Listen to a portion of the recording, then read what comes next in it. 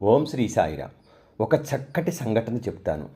ఇది ఎవరి విషయంలో జరిగిందయ్యా అంటే, రిటైర్డ్ డిప్యూటీ కలెక్టర్ పూనా రావు బహదూర్ హెచ్వి సాటే విషయంలో జరిగింది. ఈయన 1900 సంవత్సరంలో సాటే భార్య మరణించిందండి. అప్పటికే ఆయనకి 2 కుమార్తెలు ఉన్నారు. మగ సంతానం లేదు.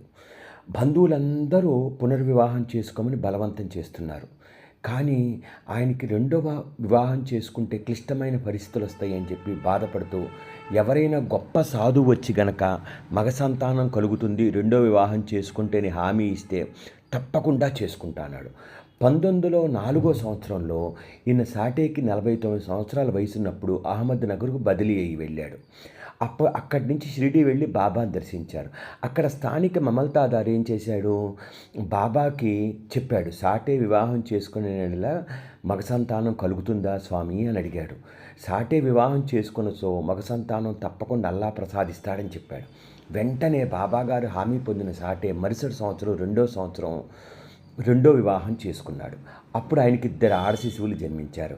వెంటనే సాటే గారి మామగారు దాదా కేల్కర్ వచ్చి బాబాగారి దగ్గర వచ్చి ఇంకా మగ సంతానం కలగలేదని ఫిర్యాదు చేశారు. మగ సంతానానికై బంధువులు కుటుంబ సభ్యులందరూ ఎదురు చూస్తున్నారు, ఎప్పుడు ప్రసాదిస్తారు స్వామి అని ప్రార్థించారు బాబాగారిని. అప్పుడు బాబా ఏం చెప్పాడు, కొంత తడువు ఆగండి, అల్లా ఆశీర్వదిస్తాడు, నేను అల్లాని ప్రార్థిస్తున్నాడని చెప్పాడు. మరుసటి సంవత్సరమే కుమారుడు జన్మించాడు. ఆ విధంగా ఇచ్చిన హామీ నెరవేర్చడంలో బాబాగారు తర్వాతే అండి ఎవరైనా. ఓం శ్రీ సాయిరామ్, ఓం శ్రీ సాయిరామ్, ఓం శ్రీ సాయి.